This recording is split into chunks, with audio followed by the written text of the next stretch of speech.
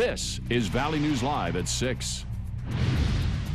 A warning tonight about scams or businesses targeting older folks. Good evening, everyone. Thanks so much for joining us this evening. A woman called our whistleblower hotline concerned about her elderly parents. She says they went to a financial planning seminar in Moorhead this week and wrote a check for $3,000. Now she's afraid her parents got scammed. They don't want to do an on-camera interview, saying they were embarrassed about the whole situation. So Valley News Team's crime and safety reporter Nicole Johnson spent the day investigating. This is the workshop in question. CLA Estate Services recently had a free seminar in Moorhead and one before that in Fargo. The company, based in Frisco, Texas, hosts seminars speaking about the pros and cons of wills and trusts, how to avoid probate, and other common mistakes. We did an online search for the company, bringing up a few complaints on the Better Business Bureau's website. One saying the company is hard to get a hold of, and another saying while they were paying for services, they didn't get anything out of it. But after doing some digging, the BBB tells us CLA Estate Services seems to check out, appearing to be a solid company, but our whistleblower isn't off track. There are companies who try and take advantage of the older generation. It's naive to think that that doesn't happen here in the Midwest. Jeremy Albert, executive with RBC Wealth Management, says he isn't against seminars if they are used for information, but he warns against writing a check the same day. Go and gain that knowledge and then go home and sleep on it for a day or two or a week. Maybe do a little research on your own. We don't want anyone to be taken advantage of, whether it's elderly or a widow or widower or someone that just went through an emotional state of life. Those times in life when, maybe we don't make the best decisions. Our whistleblower was relieved after the investigation, but says she wants her parents to consider looking into a local company instead. Nicole Johnson, Valley News Live. Albert adds oftentimes the older generations have a hard time talking about money and are more trusting. He says families should talk about good and bad decisions and be aware of scams and high-pressure sales pitches. We have new information now on a story Valley News Live exclusively broke to you in November surrounding the possible misuse of government property and the Jamestown Police Department. We learned today from Attorney General Wayne Stenjum that the BCI criminal investigation is complete and no one will be charged in the case. The original whistleblower complaint went like this. Someone named Dominic said the Stutsman County Sheriff's Office was using a county jet ski for personal use. Their proof, a picture of a jet ski supposedly owned by the sheriff's office and being ridden by a deputy and the sheriff's son. After requesting a list of property owned by the sheriff's department, we discovered that they, in fact, never bought a jet ski under their name. The BCI interviewed multiple people and examined computers of a Jamestown police officer and Stutsman County Sheriff's deputy. Because the BCI couldn't conclude who sent the packet of allegations to Valley News Live and the report couldn't find any witnesses, no one will be charged. However, Internal Affairs at the Jamestown Police Department is now investigating the false claims of misuse of government property sent to Valley News Live. We have the full investigative report from the BCI on our website. Just go to valleynewslive.com. We were really lucky dodging the monster snowstorm that worked its way to the south. Let's find out what we can expect in our area tonight. And for that, we go to Hutch. Hutch?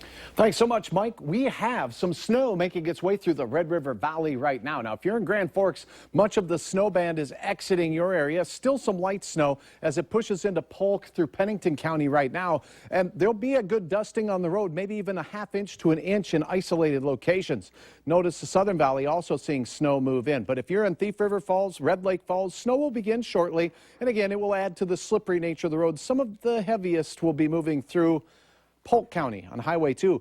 Where you see the whites there between Gardner and Hillsborough, that's a pretty good band, some reduced visibilities there. Otherwise, northern Cass seeing snow showers, and within the next 20 minutes or so, I expect a few snow showers here in the FM area. Here's a look at the roads up north near Pembina. A little coating of snow on those as we'll stay in the 20s. Steady to slowly rising temperatures this evening, Mike, as this snow is being caused by a warm front.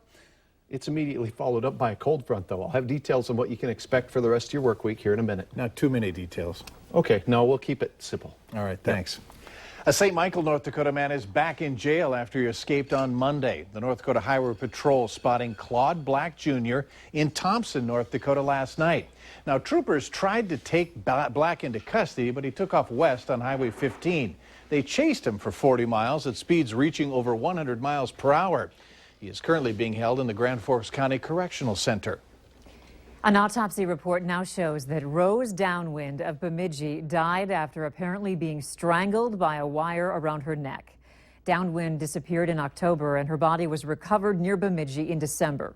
Charges against her former boyfriend, Marcello Cimarusti, have been changed to second-degree intentional murder. Originally, Cimarusti told police that Downwind died after he pushed her down the stairs. Two other men, Brandon Rossbach and Christopher Davis, face a charge of aiding an offender after allegedly helping to dispose of Downwind's body. Davis remains at large. Minnesota legislators don't return to St. Paul for another month yet, but the lieutenant governor of Minnesota is making it clear that Moorhead needs an underpass. An underpass at Main and 21st Street is again a priority in the governor's bonding proposal, and Lieutenant Governor Tina Smith is emphasizing the importance of getting it done. Smith says given the number of trains passing through Moorhead every day, it will make the community safer and the economy stronger. This is an overdue project. The community has stepped up and done the work that it needs to do to make it possible, and that's why the governor has been so strong in supporting this project, and we are asking everybody in Moorhead to support it as well and let your legislators know how important it is. The Moorhead project is one of three the Dayton administration is backing across the state. 2015 is in the books as another big year for builders and remodelers in the FM area. The numbers, more than 4,400 permits. Their value, some $800 million. The Home Builders Association says total permits for Fargo, Moorhead, West Fargo, and Dilworth are off a bit, but still come in as the second highest number since 2008. And Fargo is the star this year, with housing permits up a whopping 40% over last year. That's a big recovery. We still have workforce issues. We still need more people to fill our positions, but it's a little bit better than 2014. But it was a good year. It sets the page for 2016, what we've seen, and I think most of the builders that I've talked to, they see another good, strong year coming. West Fargo, Moorhead, and Dilworth all saw the number of permits drop. But Dietrich says at that, all three were around or above the 5-year average. A new program that puts police officers into Thief River Falls elementary schools getting a rave review. Police officers serve as mentors to students as part of the Little Brother and Sister program. Valley News Team's Neil Carlson shows us how all this works. Do you still have all those, that Lego cop car I gave you for Christmas? Yeah? Cool. Thief River third grader Evan is extremely shy, but Officer Craig Matson has been spending time with him during recess, lunch hour, and at other times. He says Evan is beginning to come out of his shell. My dad's friend used to be able to pick our other car up.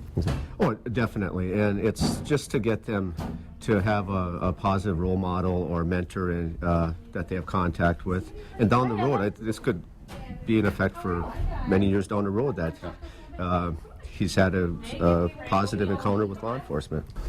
Teacher Jill Johnson calls the program nothing short of phenomenal. She says it helps students like Evan break out of their shell. It opens them up, exposes them to positive experiences, exposes him to experiences he might not otherwise have had. Would you like to see this expand in your school and others? Yes, absolutely. So far, 3 students are taking part in the program. The organizer hopes to expand the program next year. And I've applied for a grant that would help us expand the program to about 30 adults, 30 or 40. And then I would have to ask like firefighters or students from the law enforcement program in town here to come in and help out with that. Not in the United States, just in our town. Evan now gets a boost in confidence and words of encouragement from the biggest man on campus as he gets a good start on life. In Thief River Falls, Neil Carlson, Valley News Live. Mentors in the program donate their time. Money that's needed for out-of-school events like movies and other activities is raised through grants and public fundraisers. What a great program. Yeah, I think so too. And thanks to those who participate. Absolutely. The demand remains high for anything relating to Carson Wentz. Details behind a near fight later on Valley News Live at 6. Unsettled weather as we close out the work week and head into the weekend. We will be warmer, but a few flurries ensue.